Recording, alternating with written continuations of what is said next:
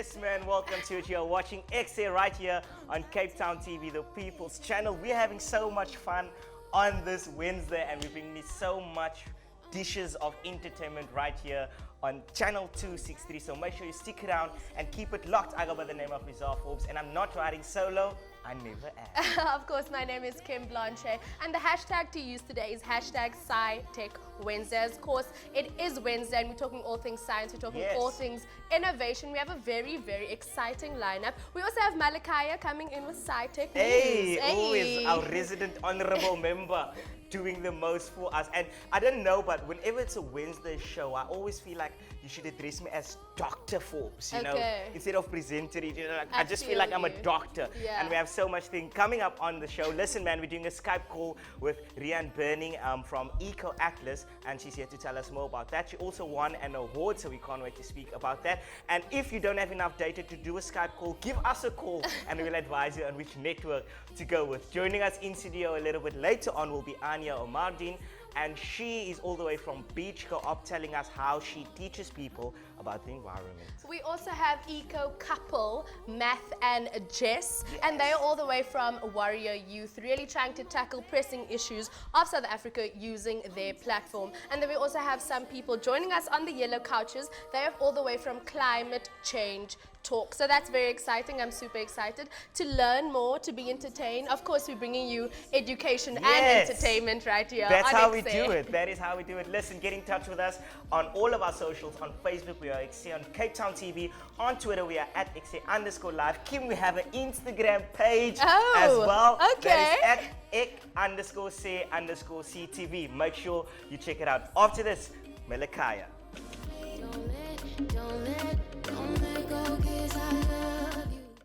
Malibambe ngazo zozibini kwigqiza lethu labasasazi lichubekileyo ndinamkele babukeli kwidesika yendaba ezingenzululwazi nobuchwepheshe kwijelo lakho losasazo iCape Town TV Channel 263 elamigama ndinguMelikhaya Mziba. Inqaku lethu lokuqala, ngaphezulu kweshumi elinanye lamawaka labaphandi abaphuma mbambo zone zomhlaba bathe bakhupha ingxelo nalapho belumkisa abantu ngentlekelo ihlabathi elijongene nayo yomba wokuguquguquka kwemo yezulu i-climate change gabula makhumsha. Kwiintsuku ezimbalwa ezidlulileyo, eligqiza labaphandi abaphuma kumazwe abalelwa kwi-150 lithe layibethelela into yokuba ngenene uluntu lwehlabathi ukuba alutshintshi kwindlela yokuphila neyokwenza izinto, zininzi iintlekele ezisenokwenzeka nezibangelwa yi-climate change. Ungcoliseko elubangelwa ngamashishini amakhulu nokulahla udothi naphi na ngomnye wonobangela wokuguquguquka kwemo yezulu. UPhoebe Barnard nongomnye othe wakhupha le ngxelo uyi-Chief and Science Officer e-Conservation Biology Institute neliqumrhu elingajonganga nzuzo uthe akusekho kuyibetha ngoyaba ngoku imo ihlabathi elijongene nayo ye-climate change enobuzaza kubantu abaphila kwihlabathi. Ukanti le ngxelo ilandeleleyo yayikhutshwe ngonyaka ka-2017 ligqiza lezenzululwazi elibalelwa kwishumi elinesithandathu lamawaka 16,000 eliphuma kumazwe angama-84 nalapho babebongoza besazisa uluntu lwehlabathi ngonongekehli. Ukanti nentwazana engalaliyo mihla le ikhonya ngalomba othe washukumisa ihlabathi uGreta Thunberg isamile nephulo layo ifuna oorhulumente bamazwe ehlabathi baqulunqe umqulu wezisombululo kulomba. Le ntwazana eseze ngobuso ezweni yathi yakhala kabuhlungu ebutsheni bonyaka nalapho isithi indlela kwenziwa ngayo izinto ibeka emngciphekweni impilo yabantwana abasakhulayo kunye nekamva labo. Inqaku lethu lesibini, uphando lubonisa ukuba iintaka zinako ukufana nabantu ekukhetheni iindawo zokuhlala. Olu phando lwenziwe ziinzululwazi eziphuma kwiidyunivesithi ezahlukeneyo, i-University of Turin e-Italy kunye nezimbini zeli loMzantsi Afrika, i-University of Cape Town neWitswatersrand iWits. Kwaye lubonisa ukuba ziyakwazi ukuvavanya indawo ehlala abantu abafumileyo ezimpokothweni kunabo bengezizo izinana. Kwanjengabantu, iintaka ziyakwazi ukuzikhangelela indawo nalapho zicinga ukuba zingaphila ubomi obungcono khona, zijonge ukuba ingabe kuyafumaneka na ukutya kwezo ndawo. Le ngxelo ikhutshiweyo ichaze ukuba nanjengoko amaxesha etshintshile kungasalinywa emaphandleni nanjengoko kwakudla ngokwenziwa njalo mandulo, iintaka zithi gqolo ukufuduka emaphandleni zisingise kwiidolophu ezinkulu. Umbhali ophambili wale ngxelo uNjingalwazi Dan Chamberlain ophuma kwidyunivesithi yaseTurin uthe oku kubonisa ukuba kukhule ngamandla ukubona iintaka ezingaqhelekanga phakathi kweedolophu ezinkulu ezihlala abantu abaphila ubomi bobunewunewu. Ukwaleke ngelithi oku kuza kunceda ekuphuculeni umba wezendalo phakathi kwezi dolophu nalapho enethemba lokuba lingathotywa izinga lokwenza izinto eziyokuthi zibeke ubomi bezintaka emngciphekweni. Nqaku lethu lesithathu. Nanjengoko uMzantsi Afrika ujongene nengxuba kaxaka wokunqongophala kwamanzi, urhulumente weli lizwe uyabongoza ukuba uluntu loMzantsi Afrika luthi gqolo ukonga amanzi. Iindawo ezininzi zeli loMzantsi Afrika zithe zathwaxwa ngamandla yimbalela de amanzi kwiimpompo zendawo eziliqela zoma nko. Le mbalelo ichaphazela uluntu ngokubanzi, kodwa abo bantu bayiva ngokumandla ngamafama nalapho baphulukana nemfuyo, nto leyo ethi ikhokhelele ekuvalweni kwamashishini ezemfuyo. Malunga nesiqingatha sabantu boMzantsi Afrika kungoku nje bathi bankinkishelwe amanzi. Iphondo laseMntla Koloni nelempuma Kapa ngawona achazwe njengabalaseleyo ekunqabeni kwemvula mvanje. Iinzululwazi zithi unobangela ukuguquguquka kwemo yezulu edalwa kunganakekeli indalo nguwo ozisa le mbalela ingaka kwilizwe loMzantsi Afrika. Kweli xesha lonyaka iindawo ezininzi empuma Kapa zidla ngokuba zifumane amathontsi wemvula, kodwa zife namthanyana kungoku nje ezo ndawo. Kukangako ebesinako kwidesika yethu ngendaba ezingenzululwazi nobuchwephesha de kube lixesha elizayo kamnandi. Hey man, welcome back. You're still watching Ekse right here on Cape Town TV, the People's Channel. #SciTech Wednesday. And of course, we promised you a little Skype interview because we like to switch it up. You know, coming with different elements. So we are on the line with Rhian, who is an environmentalist. She's also an ecopreneur. Ecopreneur. Do you know what I'm saying? And an activist as well. And her latest project is actually an Eco Atlas, which aims to be an all-inclusive ethical directory for South Africa to make sure that we play, eat, and stay safe. So I want to know definitely everything that's involved with that. Yeah. Rhian, welcome. How are you doing? I'm very well, thank you. All the way from the garden route, thank you. Hey, it's amazing to have you on the show. Your smile is very bright, so I can tell that there's a lot of things you want to tell us today. Yes, you want me? Yeah. Kim wanted to know, she just asked me during the break that we had, she wanted to know what an Eco Atlas actually is. It sounds very self-explanatory, but if you think about it, it could be more in depth. It could be. Yeah, so what is it really? So Eco Atlas is an online search engine and search tool, and it allows you to search for places to eat, to shop, to play, restaurants, hotels, backpackers, based on the good that they do for people and planet. Okay. So there are 20 eco choices, 20 eco icons, and you can choose according to who's water saving, who's recycling, who has got fair trade, empowerment, and it allows you to then, say you want a body product in Cape Town. You can then see, is it natural, is it tested on animals, is it locally made? Or you want to go stay at a backpackers in Joburg, you want to know that they treat their staff ethically and well, and that they're recycling, you'd be able to search specifically for that, and then vote with your wallet. So it's about empowering active citizens, us as the active citizens, to have the information to vote with our wallets for the change we want to see in the world to create a better world. Wow, it sounds almost like an eco CIA. Like we're just making sure you're doing your job. Now, Rhian, can you share with us, how did you come up with this innovative idea? Because I think it's something that, you know, we would like to have it there, and I think it's really helpful. But how did you come up with it? So I strongly believe that everything's interconnected. So the choices that we make on a daily basis have ripple effects out into the world. And I was one of those people who, when I went to a restaurant, I wouldn't be able to enjoy my food without first finding out, is the bottle going to be recycled? Yeah. Are the staff treated respectfully? I feel Is the food local and supporting local farmers? So I had to ask all these questions all the time before I could enjoy my meal. And the light bulb moment was when I realized, but if we had a search engine where you could search specifically for which businesses and organizations are actually good for people and planet, and it would all be there, and you could just check in and say, okay, I'm going to go to that restaurant because I know that that they're doing good. Wow, that's almost like an award-winning idea, and it actually is because you actually won an award at the annual 8th Ecologic Awards. What did such an award mean to you? I was really grateful. It felt really good to be valued. You know, from as long as I can remember, I've been speaking for the living earth and all who live on it, and being teased for being a bunny hugger and a greenie.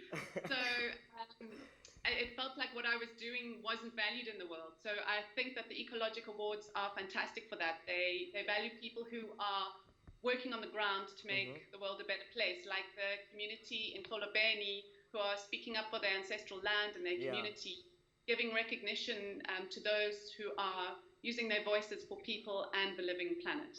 That's amazing. And Rhian, can you share with us, how are people experiencing and receiving Eco Atlas? What is the response rate? Are people actually using it? How are people receiving it? I've had really positive feedback. Everyone goes, oh, wow, did you think of that? What a good idea. Like, it seems so obvious, you know, that's information we would want. We want to be able to make better daily choices, to vote with our wallets. But I must say that I feel like more people could know about it. It was launched in 2012, so it's already been going for 7 years. And I think it was a little bit ahead of the curve, but I really feel like there's this movement growing of people who are becoming aware and conscious that their choices make a difference. That's amazing. And do you know what I love about you, Rhian, is the fact that many people say, oh, I'm about the environment and caring for that, but you never see them living that lifestyle. But with you, that tree in the background looks amazing and it speaks volumes. So I can definitely see that even your space you're living in has your same kind of passion. And I just want to know from you, in, let's say, 5 years from now, where do you see Eco Atlas actually going in years to come? I'd love for it to be a household name, that everybody's using it. It's a tool. It's there for us to use, to collaborate, for you to recommend places, review places. As I say, it's a tool for us to use. It would be incredible, it would be fantastic and fabulous if it could be developed into an app to make it interactive and engaging, and to make being an active citizen attractive, so that it's something we all want to contribute to the world in a positive way and grow this movement of positive change. And Rhian, speaking about your home, I heard the unfortunate news that your home was actually lost in 2017 due to garden fires. And now you are actually continuing living an eco-conscious life. Can you tell me more about it? How have you gone about reconstructing your life in an eco-conscious manner? Yeah, so when you lose your home and everything in it, you go to quite a dark place, a bit like a seed underground. And what really lifted me up was the Ubuntu of my community. It was incredible, the support that we got. So after coming from that dark place, I realized it was a blank slate, a new beginning, and how could I do things better and differently? So we really looked at how we could build a truly off-grid and green home. And in doing that, we are 100% off-grid in the sense that we catch all our water from rainwater and store it in rainwater tanks. We use it at home, and then we filter it through gravel reed beds, and that goes to grow food in the vegetable garden and the banana circle. Amazing. We are 1% on solar power, so we are powered by the sun, which is of course a renewable source of energy as opposed to coal, which is not renewable. And we also, when we were building, we looked at what were the available resources. We used the bricks from our burnt home, and we cleaned them up, and we've got beautiful feature walls with these bricks from our previous home. We used the burnt rainwater tanks, and we cut them and made gravel reed beds. we took beautiful burnt trees and used them as balustrade. In fact, the tree that you see behind me was a milkwood. Wow. In the Okay. fire, yeah, burnt. It was completely black, and it has regenerated. It just shows nature's Wow. regeneration and how we can learn about, That's so something like cool. the fynbos biome Yeah. needs to burn in order to regenerate, Yeah. and we can see so many lessons from that. That is absolutely cool. And you're such a cool person as well. Like most of the people I know that say, no, I'm eco-friendly and all, they're very, grumpy and they're like, save the environment, don't sit there. But you are super, super cool. And I also understand that you're involved in a number of projects on the Cape Flats with food growing projects and things like that. Can you tell us more about that? Are we going to see you more kind of steering in that direction? Well, I used to be involved in permaculture and food growing projects on the Cape Flats, but now I'm on the garden route, and I'm actually involved in a project like that too here at a school called Rough Valley Waldorf School. Their property also burnt in the fire, so we are planting hundreds of trees, small trees, big trees, bringing back the birds and the bees, bringing back biodiversity. You can't go wrong with planting trees. Yeah. But also wanting to start a nursery and food growing. I think that there is the most important thing for education. Yes. To be linked to a love for nature and an interaction with our food cycle. So making compost, growing food, but also just that pure love of nature, because I think when it comes to climate change and ecological breakdown, if you have a love and a connection with nature and realize that everything is interconnected, as a child growing into an adult, then we will really come up with solutions to the problems we face. Definitely. Wow. I had so much fun chatting to you, Rian. Thank you so much. much for your time. Yeah. I'm actually sitting down for about 8 minutes or so Yeah. to chat to us. And may you continue what it is that you are doing, and may you be blessed with all the blessings and all the eco-friendliness that we can find in the world. We just want to thank you so much. Thank you so much, and thank you for giving all of us who are walking the talk and supporting those giving the walk at the talk a voice. It's so important to collaborate and have a voice. So thank you for that. It's a pleasure. Thank It's a you. pleasure. We're gonna take a quick ad break. When we come back, we have much more for you. I think I'm gonna start being eco-friendly. Like, you know what I'm saying?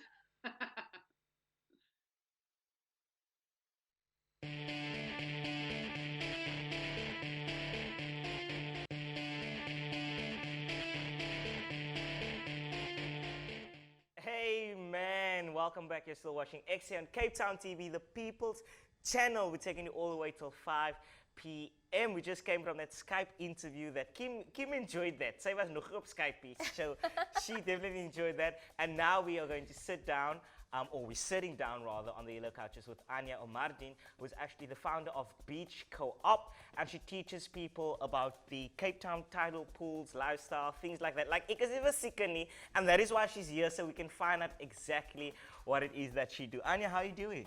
I'm good, thank you. Awesomeness. Now, I understand that this wasn't always your lifestyle, this eco-friendly manner you used to live, but growing up, your mother played a big role in you becoming the person who you are today. Share us a bit about that. You see, we are the CIA, we know things.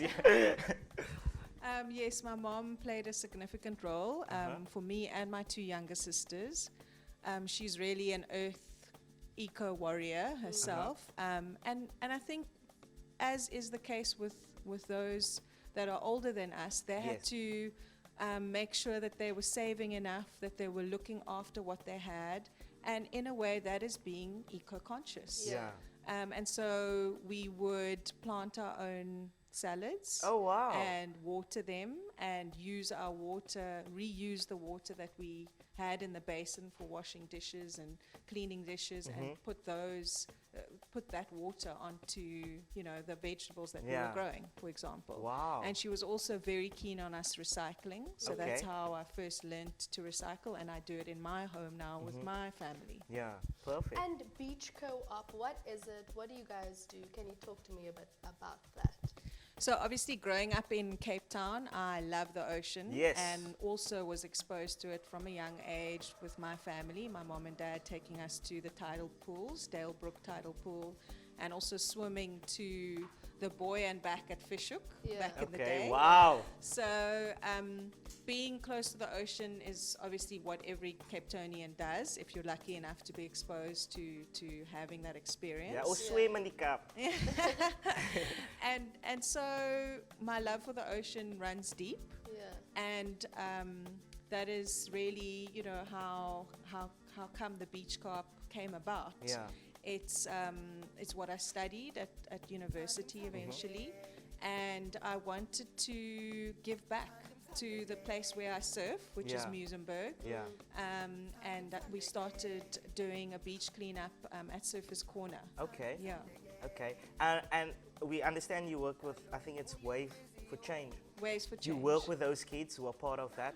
But what is it that beach co-op in a whole actually offer? Like, is there projects that you guys have lined up and things like that? So our primary mission is marine conservation, so caring for one of the largest ecosystem on the planet, basically. And how we do that is through beach cleanup activations. So inspiring people to make a difference. As you know, the marine plastic pollution problem is massive. It is. And it has scaled up and become so much of an issue and a topic that people want to address in the last couple of years. Yeah. So we've been going for about 4 years, and we only registered 2 years ago as a non-profit company. Okay. But when we started, we were looking at Surfers Corner. It's a rocky shore versus sandy beach. We clean both, but that's how we started. Yeah. And so, like I mentioned earlier, it's where I surf. It's my local surf break. And Waves for Change happened to be a node at Muizenberg as well. Oh, okay. So they have an office there, and that's how come we started engaging. Oh, lovely. And we started working with the city of Cape Town as well. We wanted to change the way they were cleaning the tidal pools. Yes. Traditionally, they would drain the pools completely at low tide, and then they would use chlorine and other chemicals to clean the pool. Yeah. And we knew that that was affecting the plant and animal life in those pools, and we wanted to change that. So we started working with them and looking at alternative cleaning methods. And then we started seeing the life come back to those pools. Incredible life in St. James Pool, cuttlefish, baby ones, laying eggs, seeing them, you know, watching them over the last couple of years, working closely with a colleague of mine, Lisa Beasley. And Lisa, in particular, has always wanted to share, and that's how I met her, the beauty of those pools. Yeah. And we thought, what an opportunity to showcase the pools with the kids from Waves for Change, because they already have a connection to the ocean. Of course. They're already learning to surf. They're doing the surf therapy course, an amazing program. So let's enhance and grow that love for the ocean. Yes. And you know what the thing is? You don't have to study to live an eco-friendly life. Like you said, you grew up with that. It's just recycling, taking care of the planet and things like that. But you actually went to UCT rather, and you studied to become environmental science. Do you know what I'm saying? Ek ken nie die woorde nie. Sy ken al die woorde. But how was studying at UCT like, with me being saying that you don't have to study for it, it's just how you live your life in. How has it enhanced your vision in what it is that you would like to achieve with what you are doing as well? Something that's really always interested me is how people and the environment work together. And we need to manage those resources. So those are the skills that going to university helped me try and understand better, and it's helped me, you know, basically be the person, strengthen what I was already interested in. Yeah. So I think it was an amazing opportunity to be able to attend the university and meet many lecturers, professionals that could teach me what I know today. Yeah. And I still continue to learn. Perfect. And I understand that Beach Co-op not only does beach cleanups, but they also analyze data.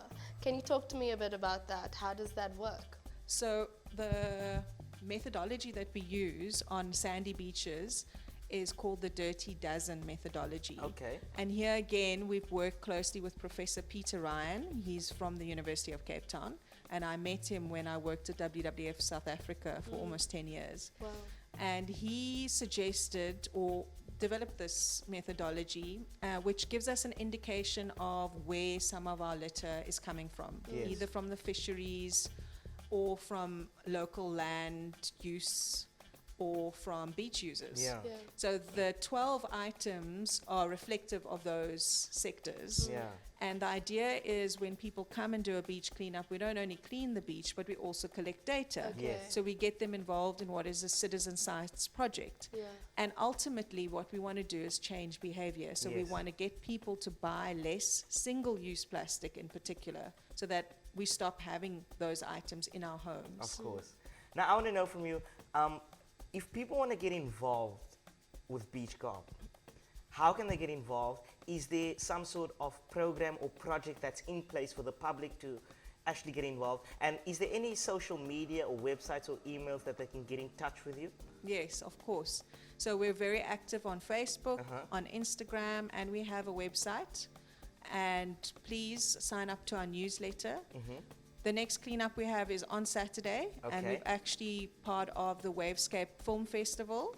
So that's wonderful. And we're working closely with the 9 Miles Project. So they're based in Strandfontein. And what's exciting is we're actually collecting secondhand clothing and books and Oh, jewelry. wow. So that when you come to the beach cleanup and you've done your cleanup,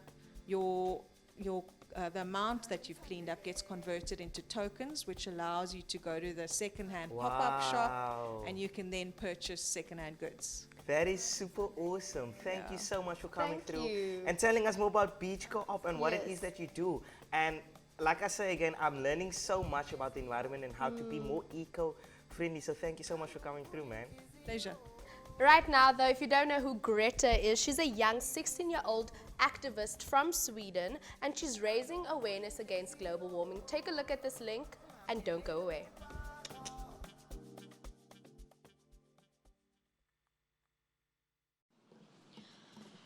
My message is that we'll be watching you.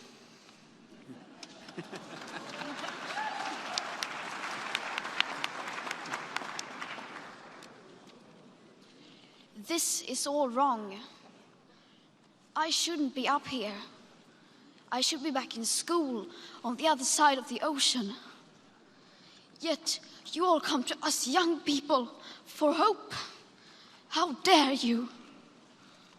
You have stolen my dreams and my childhood with your empty words, and yet I'm one of the lucky ones. People are suffering, people are dying, entire ecosystems are collapsing. We are in the beginning of a mass extinction, and all you can talk about is money and fairy tales of eternal economic growth. How dare you?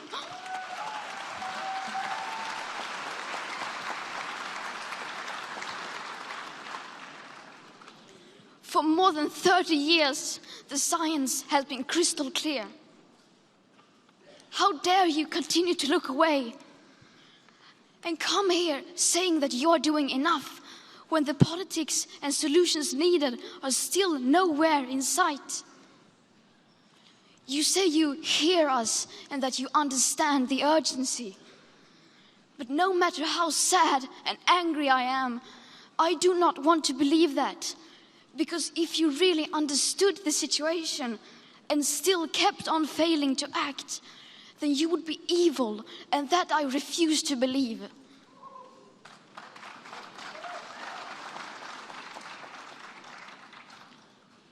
The popular idea of cutting our emissions in half in 10 years only gives us a 50% chance of staying below 1.5 degrees and the risk of setting off irreversible chain reactions beyond human control.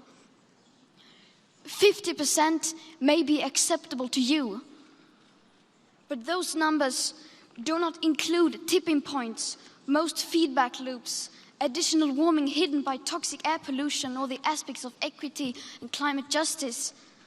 They also rely on my generation sucking hundreds of billions of tons of your CO2 out of the air with technologies that barely exist. So a 50% risk is simply not acceptable to us, we who have to live with the consequences.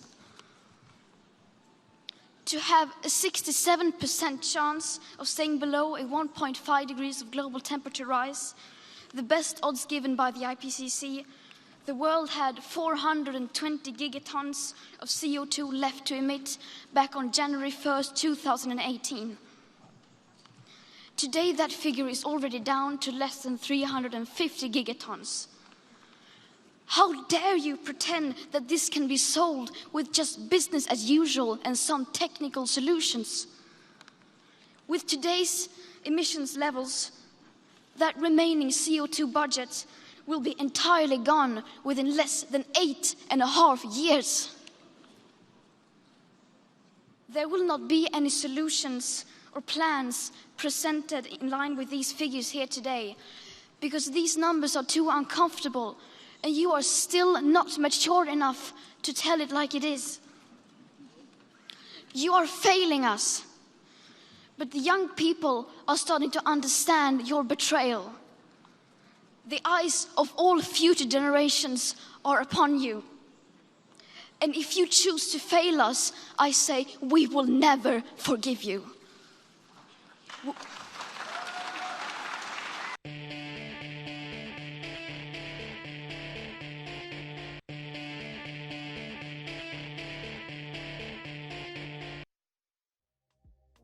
Welcome back to the biggest, baddest, most hip and happening show in the Mother City. Of course, today is Wednesday. The hashtag to use is hashtag SciTechWednesday. Now, of course, we are here on the Yellow Couches with an eco couple. Now, you know, people say couple goals, but they're posting in Dubai, they're posting.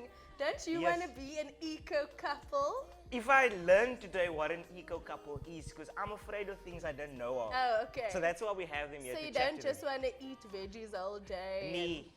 Me. That's not what an eco couple is. Oh. But here to tell us more is Matthew and Jess, and they are actually the co-founders of Warrior Youth. Matthew and Jess, welcome to Ekse. Thank you so much for having us here. How are you guys doing?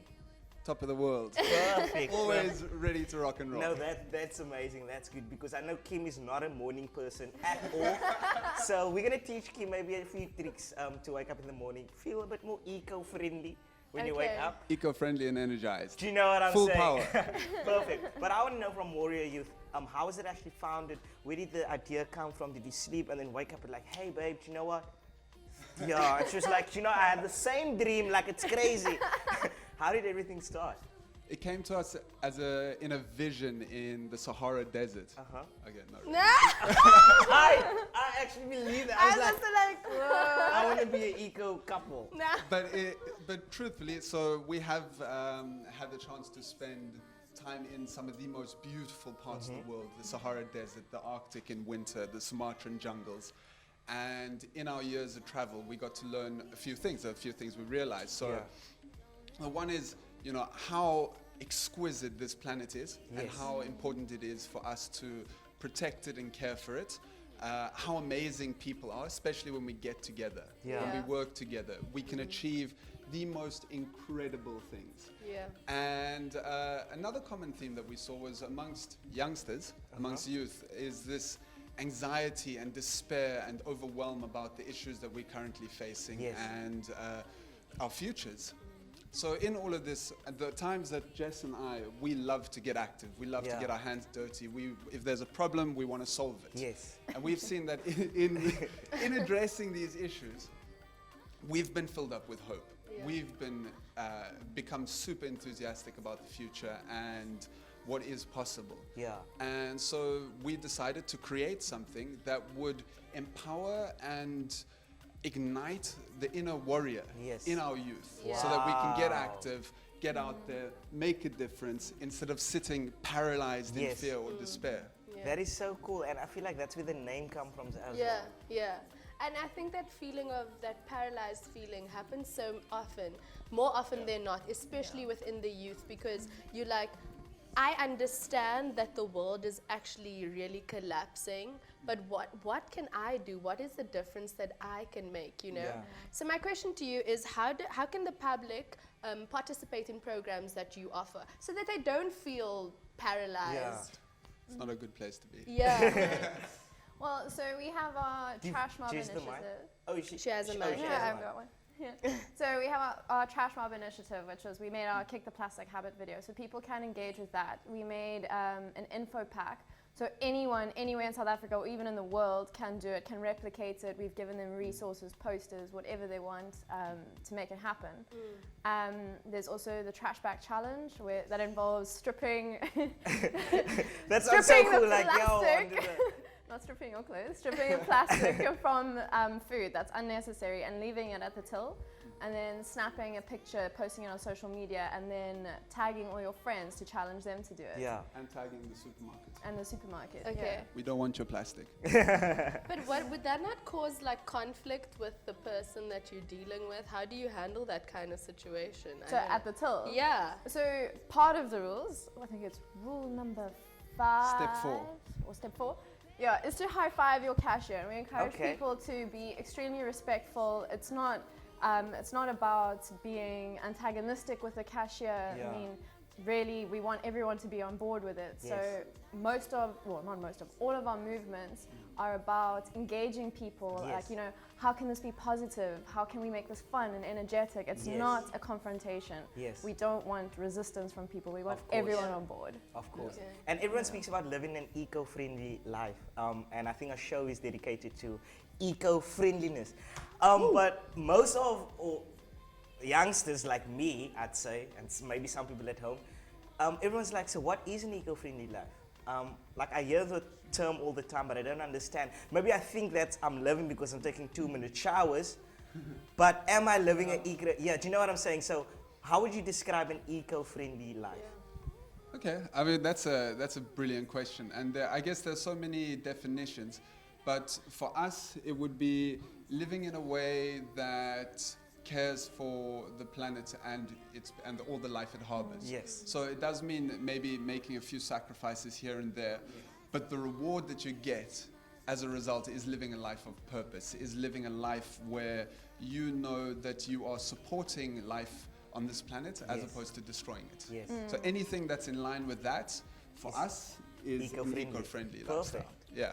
And you know, often when I was in school, I heard of the 3 R's. That's how they kind of taught it to us: reduce, reuse, recycle. Do you think that's enough? Do you think that that kind of message is enough to kind of get us out of this environmental crisis? So reducing and reusing for sure. Recycling is also a massive part of tackling the issue. But we can't also rely on recycling as like a way to justify continuing like plastic use or stuff like that, because ultimately, even if something does get recycled, it will still land up in the landfill. Yeah. So we need to be really conscious of what we can reduce, what we can reuse, replace, refurbish, instead of... Or just completely cut out. Yeah. Well, yes. Yeah, she's like, okay, that could work. I want to know, the year is coming to an end, and of course, you guys as Warrior Youth had so many goals set out for you guys. You guys had a trash mob that took place as well. Would you say you have achieved all or somewhat of your goals for this year? And what is it, looking to the future, that you'd like to achieve? Maybe get more people involved, things like that. And it's only 4 months. You guys have only been up and running for 4 months. Do you know what I'm saying? Yeah. Yes. Yeah. So we are very new. We definitely want to be getting many more people getting involved with us. We would love that. The whole idea of the tribe is to build a community of change makers and active citizens. So that's high on the priority list for next year. For this year though, like you said, we're 4 months old. Yeah. And we have in many ways done a lot better than we expected. Things have taken off a lot quicker than we could have even hoped for. And much quicker than we thought. So yeah, it's been a great year. And next year we have a few exciting things in the pipeline. We've got our new project, Project Wild, where we'll be taking at-risk youth out into nature. And we're planning a big walk to shed some light on gender-based violence. Perfect. Yeah. And just to top that question, in 10 years, what does Warrior Youth look like? Ooh. In 10 years, well, we've got a massive tribe. A massive tribe of change makers who are all willing to, or who are all fired up and keen to contribute positively to society in some way or another. We will have an app up and running, a health app, health and mental wellness app, which we have in the plan for the next 3 years. Yes. Our Project Wild will be taking many, many kids out into nature for extended periods of time. We'll have several people holding trash mobs all over the country. That would be amazing. Of course. There we go. And where can people Aim high. find you? How can they join the movement that you've started? Yeah. So they can engage with us on social media. We try our best to reply to all of the messages, all the requests that we get. They can subscribe to our website as well, and they can join the team. We are looking for volunteers to help us out. We are a two-man team with an explosion happening that we're trying to... Yeah, so anyone who's keen to get their hands dirty, just contact us. We have a whole bunch of things in the pipeline. Perfect. And where? What is your social media handles? At Warrior Youth SA. Is that on Instagram, Twitter? Instagram, Facebook, and then our website is www.warriouryouth.org. Perfect. Thank you guys so much for coming Thank through, you. taking the time and chatting to us and teaching me and all of the viewers, because I know Kim is clued up, but teaching us all more about how we can save the environment, be more eco-friendly, and the Warrior Youth stuff. I hope that you guys achieve everything you set out and that I'm part of the tribe hopefully in the next 10 years. But nevertheless, thank you so much. We are going to take a quick ad break. When we come back, we have more for you. So ask yourself this question while we're on a break. Are you living an eco-friendly life? Ooh. Let's see after this.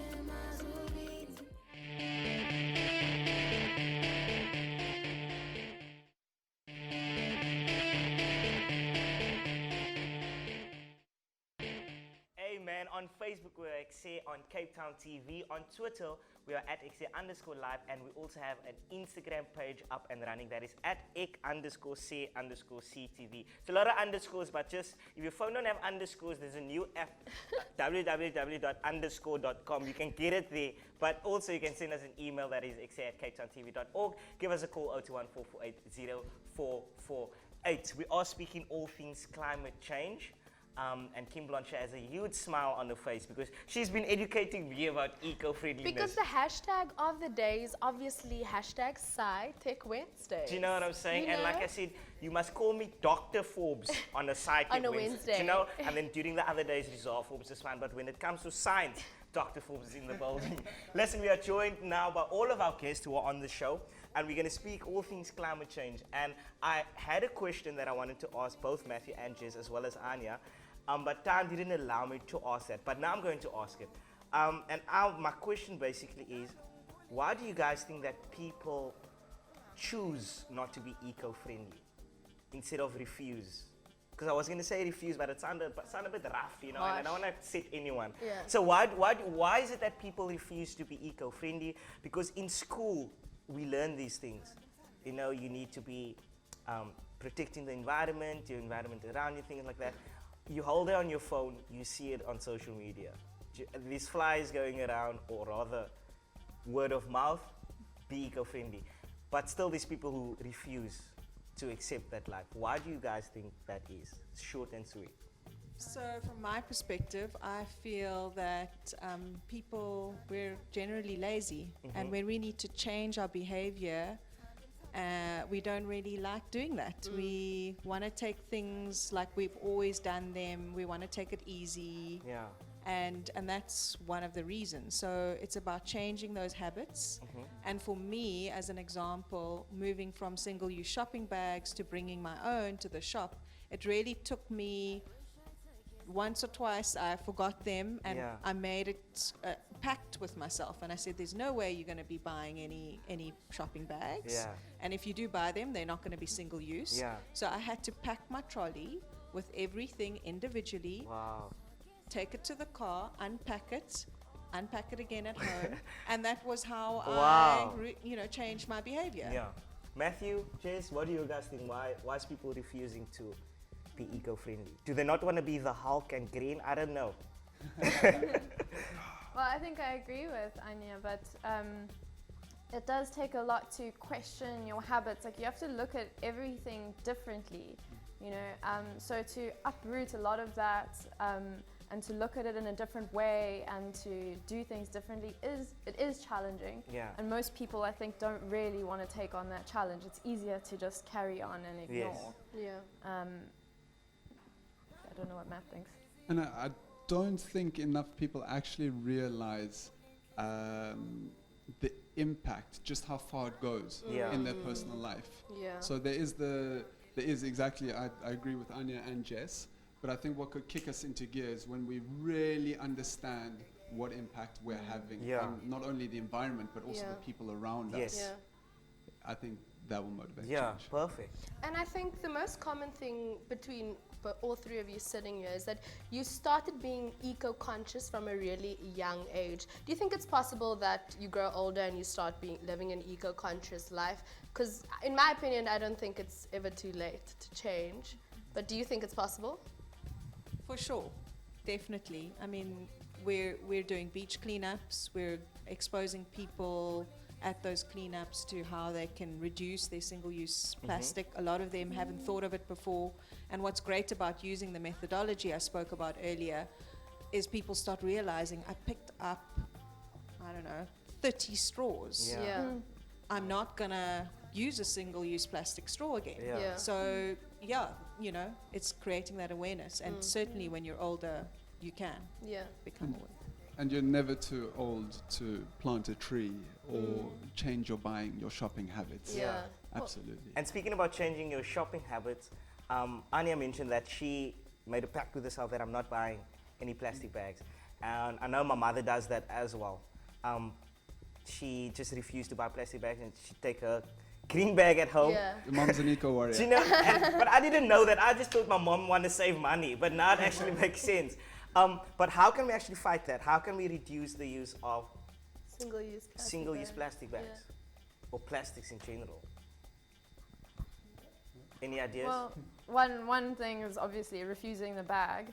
And I mean, there are, like Anya was saying, like you can train yourself to do that. Like whether you're gonna painfully pack everything back into the trolley, unpack it into the car, or mainly using reusables as well and refilling as much as possible. Yeah, Reusable coffee cups, yeah, biodegradable things as opposed to plastic. yeah. And Yeah. I know in America, well, I don't know, I see it on movies and I believe the movies, but in America they have this brown bags when they go shopping. Oh, yeah. Is that better? Like, I'm not sure if the brown bags is more better to use than the actual plastic bags. And those are really interesting questions, and they are up for debate, certainly. The thing, obviously, the resource being used for a paper bag they are trees. Yeah. And so those are also threatened, and I Yeah. see. we don't want to be chopping down all our rainforests, for Do you example. know what I'm saying? So those become challenging questions, and also how much water gets used to Yes. make the paper bag. Yeah. But in the same way, we use water for other resources. Yes.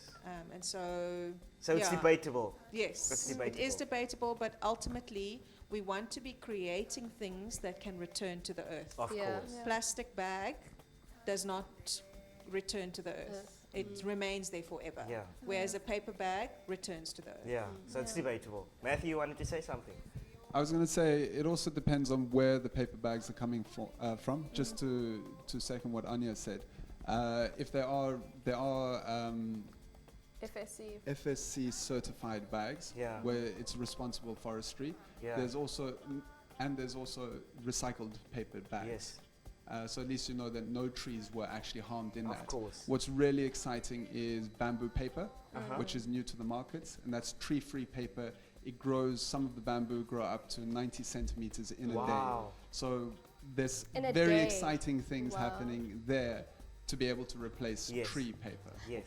Now, speaking of bamboo paper, I would classify that as a climate change trend that is happening. Same with metal straws, for Yes. example.